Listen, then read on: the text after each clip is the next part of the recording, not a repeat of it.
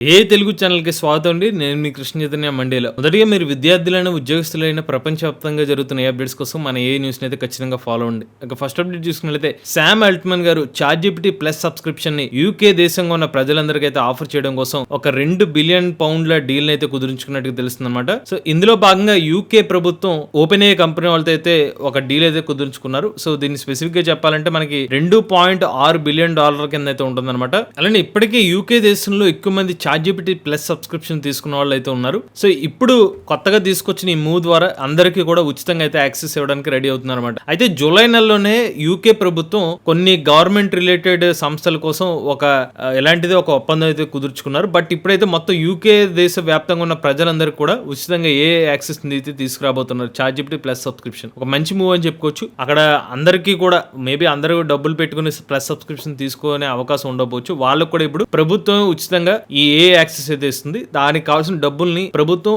Open ఏ company వాళ్ళకి అయితే డబ్బులు పే చేస్తుంది అనమాట. మన ఏ Telugu beginner course 13th batch October 6వ తారీఖు నుంచి స్టార్ట్ చేస్తున్నాం. కేవలం ₹3,000 ఏ లెవెల్ 1 రికార్డింగ్ కోర్స్ కూడా ఆఫర్ చేస్తున్నాం. అలానే ₹10,000 ఏ level 1 level 2 combo course offer చేస్తున్నాం. ఇంట్రెస్ట్ ఉంటే మన ఏ తెలుగు కోర్సులో జాయిన్ అవుదాం అనుకుంటే స్క్రీన్ పై కనిపించే నెంబర్ కి వాట్సాప్ చేయండి. ఇక నెక్స్ట్ చూసినట్లయితే తాజాగా హైదరాబాద్ లో ఒక వ్యక్తిని పోలీసులు అయితే అరెస్ట్ చేశారనమాట. బట్ అసలు విషయాన్ని చూసుకున్నట్లయితే ఒక వ్యక్తి ఆర్టిఫిషియల్ ఇంటెలిజెన్స్ టెక్నాలజీని ఉపయోగించి మహిళల యొక్క సెక్షువల్ ఇమేజెస్ ని అయితే జనరేట్ చేసినట్టు తెలుస్తుంది. వాటిని సోషల్ మీడియాలో అయితే పోస్ట్ చేసినట్టు తెలుస్తుంది అనమాట. ముఖ్యంగా కొన్ని కమ్యూనిటీస్ ని టార్గెట్ చేస్తూ ఇలాంటి ఏ ఇమేజెస్ ని అయితే అప్లోడ్ చేసినట్టు తెలుస్తుంది. సో దీన్ని గుర్తించిన సైబర్ క్రైమ్ పోలీసులు ఆ వ్యక్తిని అరెస్ట్ చేసినట్టు తెలుస్తుంది అనమాట. సో ఇలాంటివి అయితే అసలు చేయకూడదండి, చాలా తప్పు. ఇలాంటివి చేస్తే కనుక ఆర్టిఫిషియల్ ఇంటెలిజెన్స్ టెక్నాలజీ రిలేటెడ్ ఏదైతే ఉందో మన నాలెడ్జ్ కోసం యూస్ చేసుకోవాలి తప్పిస్తే ఇలాంటి వేరే ఒకరిని ఇలాంటి తప్పుడు విషయంగా ఏ ఇమేజ్ జనరేట్ చేస్తే మాత్రం ఖచ్చితంగా జైలు శిక్ష పాలవుతారు. దానికి ఉదాహరణ ఇలాంటి ఒక ఇన్సిడెంట్ అనమాట. ఇక చైనా దేశం వాళ్ళు మొట్టమొదటిసారిగా ఒక AI చాట్ బోట్ ని డెవలప్ చేశారు. ఇది దేనికోసం అంటే స్పేస్ స్టేషన్ లో వర్క్ చేసే ఆస్ట్రోనట్స్ కోసం, స్పేస్ మిషన్స్ కోసం అక్కడ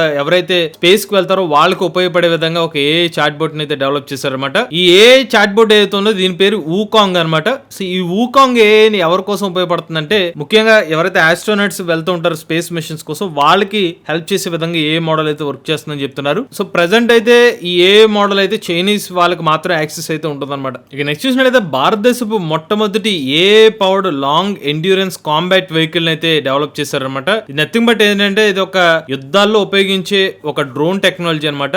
సో దీనికి కేవలం భారతదేశంలో తయారు చేయడమే కాదు, దీనికి ఎక్స్పోర్ట్ ఆర్డర్ కూడా వచ్చిందన్నమాట. ఏకంగా $30 మిలియన్ విలువ గల ఆర్డర్ కూడా మన భారతదేశం నుంచి అయితే వచ్చినట్టుగా చెప్తున్నారు. సో ఈ కాంబాక్ట్ సంబంధించిన మోడల్ ఏదైతే ఉందో ఈ మెషిన్ కి పెట్టిన పేరు ఏంటంటే మేల్ అనమాట. మీడియం ఆల్టిట్యూడ్ లాంగ్ ఎండ్యూరెన్స్ అనే ఒక పేరుతో ఆత్మ నిర్భర్ భారత్ ఇనిషియేటివ్ కింద ఈ డ్రోన్ టెక్నాలజీతో ఏ మోడల్ తో యూస్ చేసి ఈ డ్రోన్ అయితే డెవలప్ చేసినట్టు తెలుస్తున్నారు.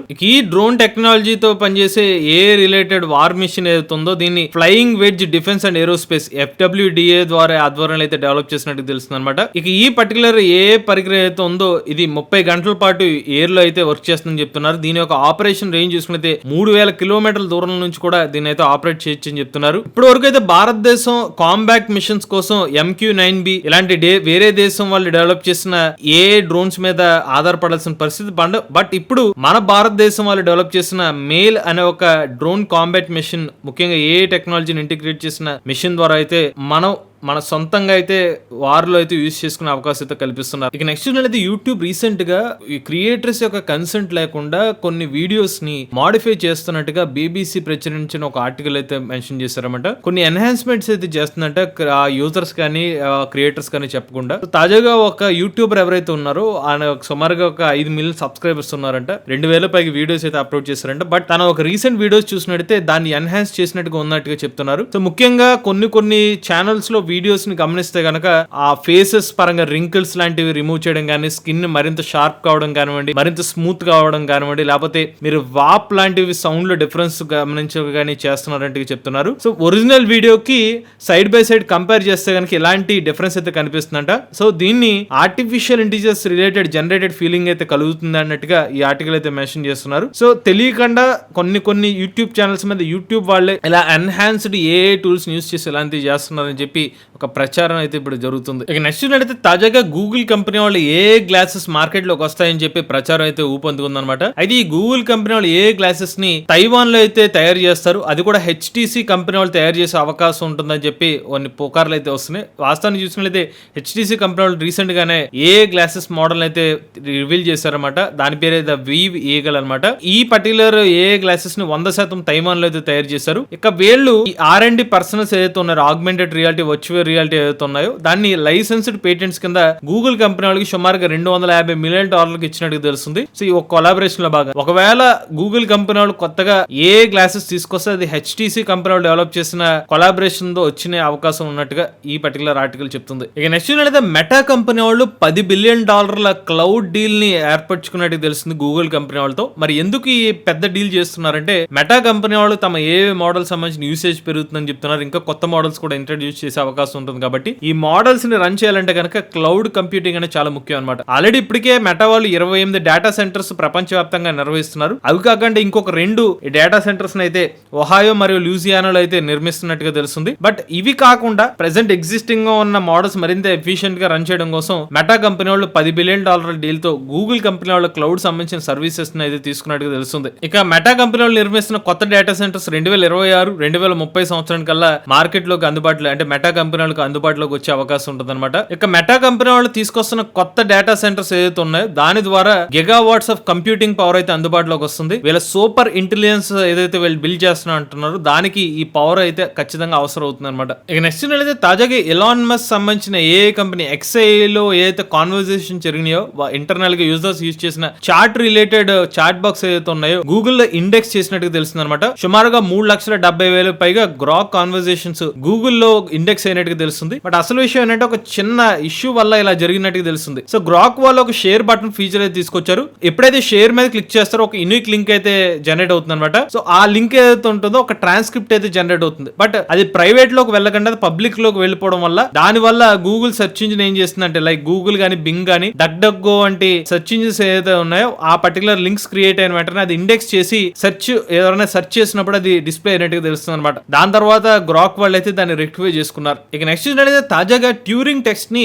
ఒక ఆర్ట్ మీద అయితే ప్రదర్శించారన్నమాట. ట్యూరింగ్ టెస్ట్ అంటే సింపుల్ గా చెప్పాలంటే ఒక మనిషి అలానే ఒక ఏదైతే ఉంటుందో రెండు కనిపించకుండా ఒక ఎవాల్యుయేటర్ దగ్గర అయితే ఉంటారు. సో ఈ ఎవాల్యుయేటర్ అడిగిన క్వశ్చన్స్ ని గనక అది మనిషి సరిగ్గా డిటెక్ట్ చేయకుండా సమాధానం చెప్పగలిగినైతే గెలిచినట్టు అనమాట. ఇదే ట్యూరింగ్ టెస్ట్ అనమాట. అలాంటిది కొన్ని ఆర్ట్స్ అయితే ప్రదర్శించారు. అది మనిషి గీసిన బొమ్మల్ని అలానే జనరేట్ చేసిన బొమ్మల్ని పెడితే దాన్ని టెస్ట్ చేశారన్నమాట. స్కాట్ అలెగ్జాండర్ అనే ఒక వ్యక్తి మరియు రియల్ పర్సన్ జనరేట్ చేసిన ఒక 50 ఇమేజెస్ ని పెట్టగా ఈ ట్యూరింగ్ టెస్ట్ ని రన్ చేస్తే గనక అది మనిషి జనరేట్ చేసారా జనరేట్ చేసిన తెలియని పరిస్థితుల్లోకి వెళ్ళిపోయారు. సో అలా ఆర్టిఫిషియల్ ఇంటెలిజెన్స్ గెలిచింది అనమాట. ఇక నెక్స్ట్ అయితే ఓపెన్ ఏ కంపెనీలో పనిచేసిన ఒక ఎక్స్ రీసెర్చర్ తాజాగా తన అభిప్రాయాన్ని వ్యక్తపరిచారు అనమాట. యూనివర్సల్ బేసిక్ ఇన్కమ్ ఏదైతే ఉంటుందో అది సామాన్య వ్యక్తులకు కూడా గణనీయంగా పెరిగే అవకాశం ఉంటుందని చెప్తున్నారు. ముఖ్యంగా అమెరికా దేశంలో ఇది పెరిగే అవకాశం ఉంటుంది. కారణం ఏంటంటే ఆర్టిఫిషియల్ ఇంటెలిజెన్స్ టెక్నాలజీ నెక్స్ట్ లెవెల్లోకి వెళ్తుంది కాబట్టి దాని ద్వారానే కొత్త రకమైన వేస్ లో ఉద్యోగాలు జనరేట్ అవడం కానివ్వండి, మరిన్ని కాంప్లెక్స్ టాస్క్ చేయడం ద్వారా ఎక్కువ మందికి కొత్త డొమైన్స్ లో ఉద్యోగాలు అవ్వడం కానివ్వండి, లేకపోతే మనకి మోర్ కాంప్లెక్స్ టాస్క్ ని ప్రాసెస్ చేయడం ద్వారా ఎక్కువ డబ్బులు జనరేట్ చేసే అవకాశం ఉన్నట్టుగా ఈయన అభిప్రాయపడ్డారు. ఇక చివరి అప్డేట్ చూసుకునేది ఉక్రెయిన్ దేశం వాళ్ళు ఒక సావర్జిన్ ఆర్టిఫిషియల్ ఇంటెలిజెన్స్ ఫ్యాక్టరీని అయితే నిర్మిస్తామని చెప్తున్నారు. ఈ పర్టికులర్ ఫ్యాక్టరీలో క్లౌడ్ ఇన్ఫ్రాస్ట్రక్చర్ అయితే ఉంటుందని చెప్తున్నారు. సో లార్జ్ లాంగ్వేజ్ మోడల్స్ కానివ్వండి, బేస్డ్ ప్రొడక్ట్స్ అయితే డెవలప్ చేసుకోవచ్చు అని చెప్తున్నారు. మీకు హార్డ్వేర్ కానివ్వండి, సాఫ్ట్వేర్ కాంప్లెక్సిటీస్ కానివ్వండి, లేకపోతే GPU నోట్స్ ఇవన్నీ కూడా ఇక్కడ అందుబాటులోకి అయితే ఉంటాయని చెప్తున్నారు. ఈ పర్టికులర్ ఫ్యాక్టరీ ఏదైతే ఉందో 2026 సంవత్సరం జూన్ కల్లా అయితే ఎట్టి పరిస్థితుల్లోనూ అందుబాటులోకి వచ్చే విధంగా యుక్రెయినియన్ దేశం వాళ్ళు అయితే ప్రయత్నిస్తున్నట్టు తెలుస్తున్నారు. సో మీలో చాలా మంది ఉంటుంది యుక్రెయినియన్ లో మనకి ఎక్కువగా ఇలాంటి సాఫ్ట్వేర్ రిలేటెడ్ ప్రాసెస్ అయితే ఎక్కువ జరుగుతూ ఉంటాయి అనమాట. అందులో భాగంగా ఇప్పుడు ఆర్టిఫిషియల్ ఇంటెలిజెన్స్ టెక్నాలజీ సంబంధించిన ఫ్యాక్టరీని అయితే నిర్మిస్తామని చెప్తున్నారు. దీనికోసం టెండర్స్ కూడా ఏర్పాటు చేస్తారు. $225.9 మిలియన్ తో టెండర్స్ కూడా చేశారంట. ఇవి లేటెస్ట్ అప్డేట్స్ అండి. అలానే మన తెలుగు ఛానల్ తరపున కేవలం $3,000 నుంచి కోర్స్ అయితే ఆఫర్ చేస్తున్నాం. ఎవరైనా ఇంట్రెస్ట్ ఉండి మన కోర్సులో జాయిన్ అవుదాం అనుకుంటే స్క్రీన్ పై కనిపించే నెంబర్కి వాట్సాప్ చేయండి. ఇటువంటి లేటెస్ట్ చేయడానికి కోసం తెలుగు ఛానల్ సబ్స్క్రైబ్ చేసుకోండి.